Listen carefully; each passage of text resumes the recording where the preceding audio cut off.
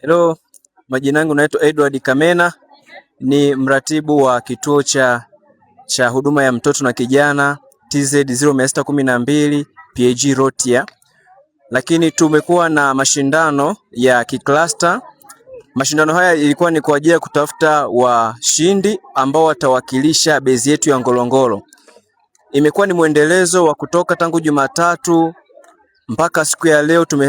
Tumetamatisha mashindano yetu, lakini pia tumepata vipaji mbalimbali. Tumepata waimbaji, tumepata washindi wa football, tumepata washindi wa netball, wa kukimbia, lakini pia na wale watu ambao wana creativity, wale ambao wana vipaji vya tuseme sanaa.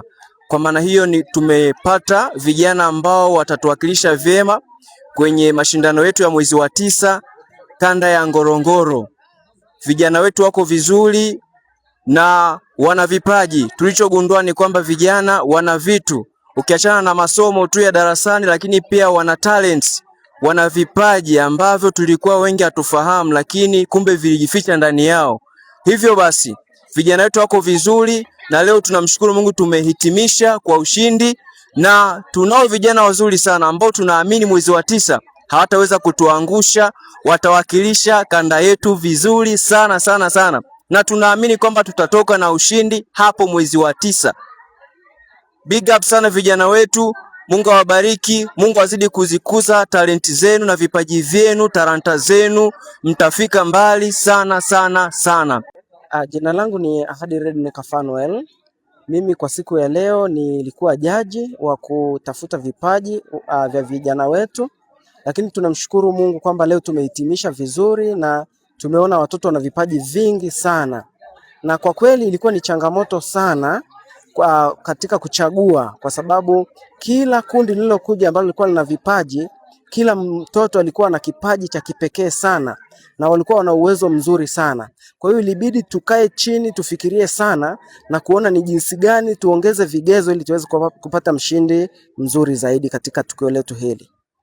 Kwa jina naitwa Anthony Faustini, mchungaji kiongozi wa kanisa la Elim Pentecoste Karatu mjini.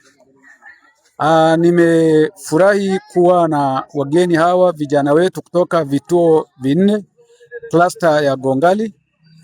Vijana wetu hawa wamekuwa na mashindano mazuri ya kuibua vipaji mbalimbali na tumefurahia michezo yao hizo, na naamini pia vijana wetu hawa watafanya mambo makubwa zaidi, kwa sababu jambo hili ni la kwanza kufanyika katika cluster ya Gongali.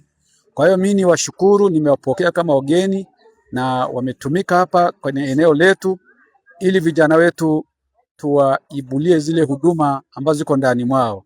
Mungu awabariki sana kwa ajili ya ushirikiano huu. Tunaendelea kushirikiana na sisi pia tuna huduma ya watoto na tunashirikiana na cluster nyingine. Sisi tuko cluster ya Karatu, cluster ya Gongali tumewapokea. Mungu awabariki sana. Pia tunashukuru Darubini Media kwa ajili ya kutoa taarifa mbalimbali kwa jamii. Lakini kama kanisa huwa tunatoa huduma mbalimbali, sio tu kiroho, tunatoa huduma za kijamii. Kwa hiyo jamii ijue kwamba hatuna ubaguzi.